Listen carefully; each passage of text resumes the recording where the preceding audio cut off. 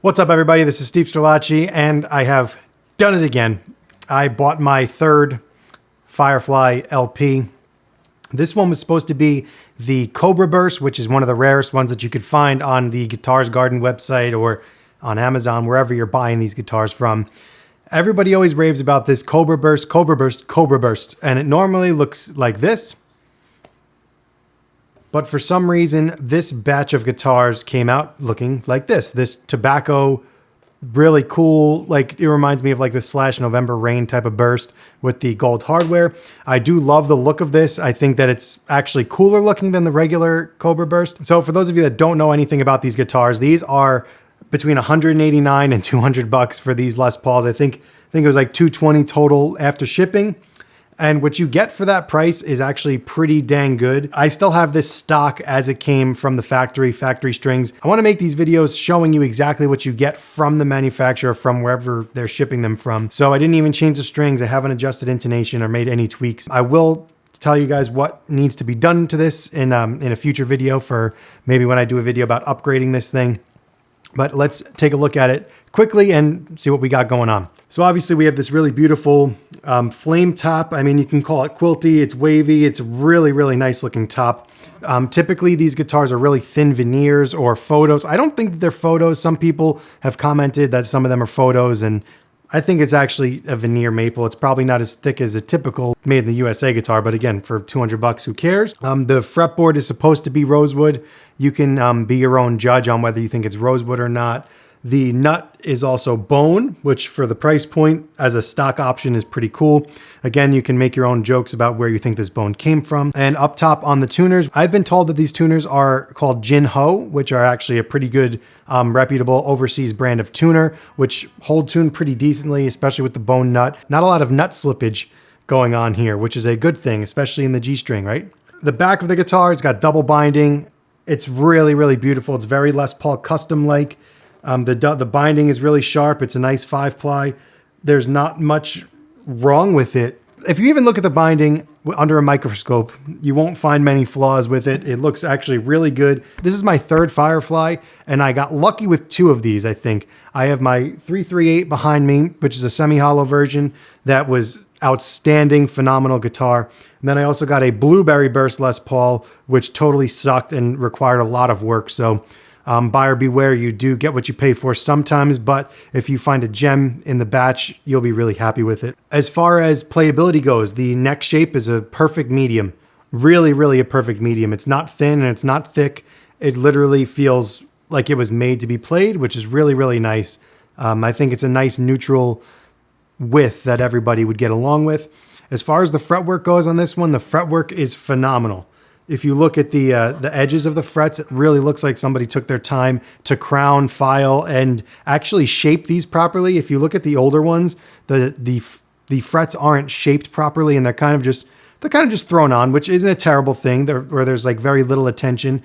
These look like whoever was at the shop had a really, really good day, because these frets look really, really nice. And everything else is pretty good. I mean, the bridge, there was a period of time where these were having washer issues, where these bridge holes were too big, and instead of filling them in, they just threw a bunch of wood chips in there. That's what happened to my Blueberry one.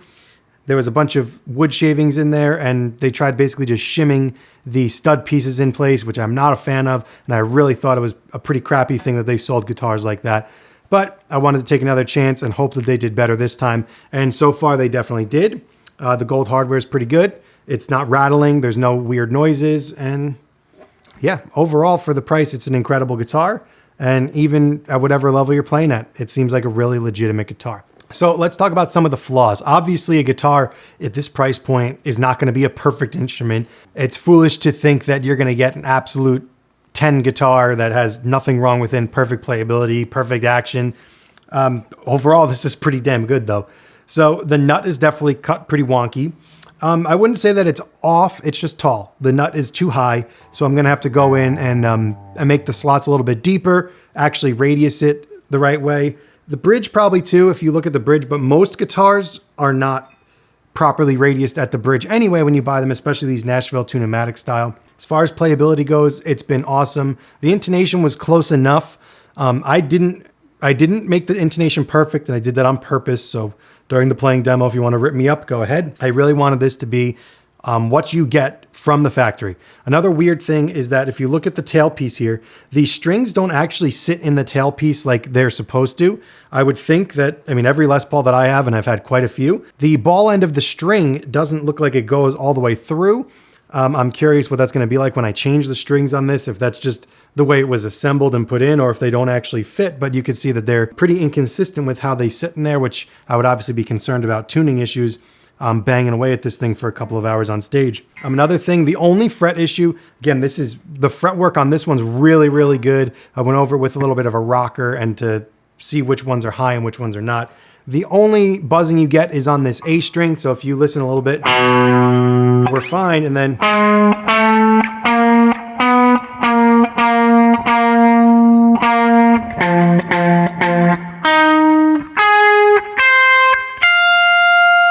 but you hear once you get to the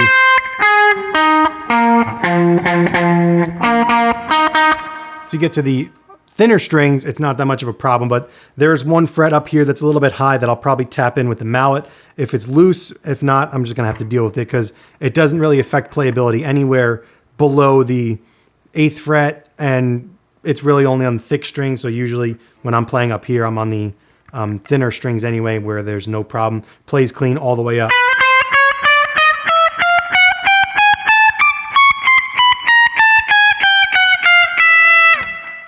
I mean, you can't beat that.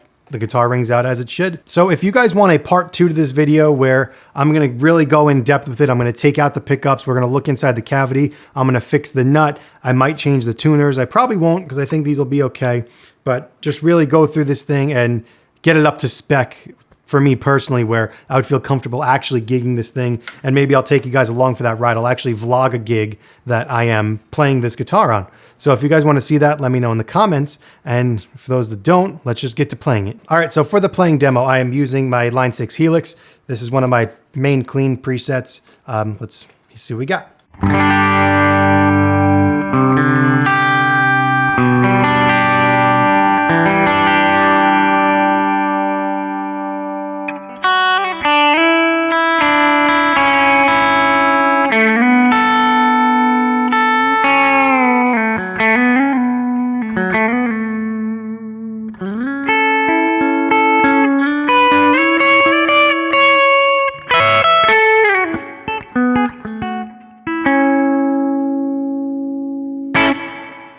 That's the middle position. Let's go to the bridge pickup.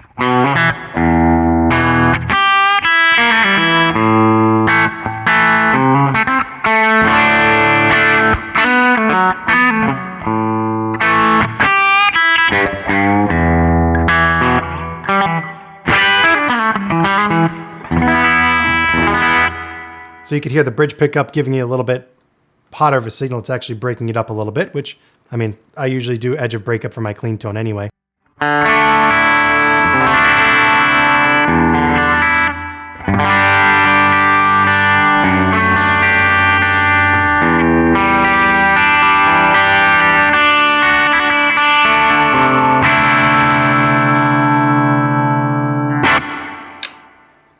Let's go to the neck pickup, see what we got.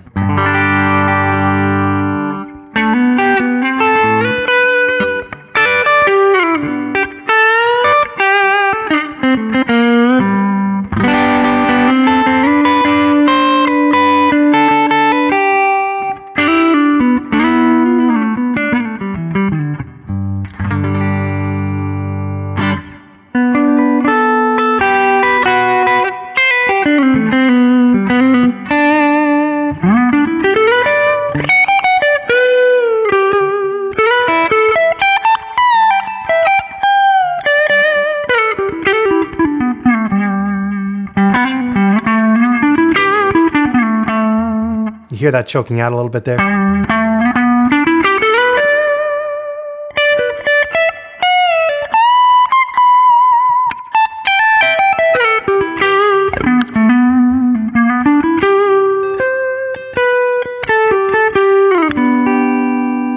So that's what it sounds like clean. As you can, it happened a couple times. You probably didn't pick it up, but the most annoying thing about this is the pickups. These are microphonic slightly, meaning that I'm going to take my pick And you actually could hear, the impact on top of the covers. It's annoying, especially when you're playing and you can very easily be picking and hit that. I'm not into that. Definitely a personal bother, so I would consider swapping these for another set of pickups. These actually are hotter than the other ones that I have in the Blueberry and the 338. These actually are my favorite stock pickups out of the three. I think these actually push the amp really good and sound pretty decent. All right, let's go with a now crunchy sound. Playing a Les Paul, you got to crunch it up a little bit.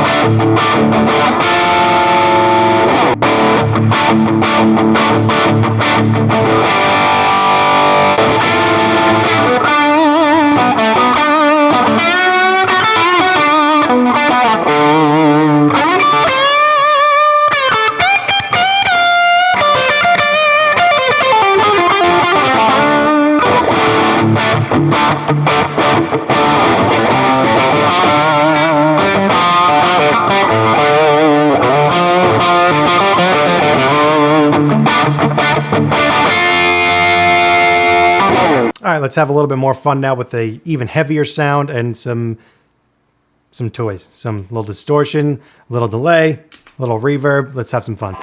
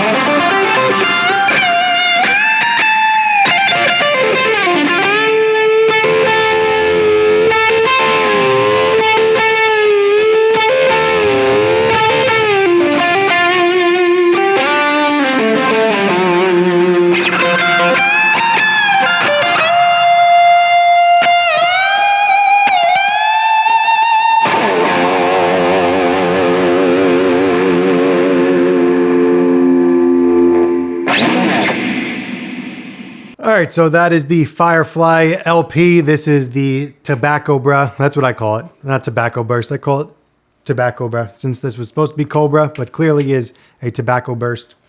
Anyway, this is my Firefly Elite Les Paul. Let me know what you guys want to see in part 2 of this when I modify it and get it up to my playing specs, set it up properly.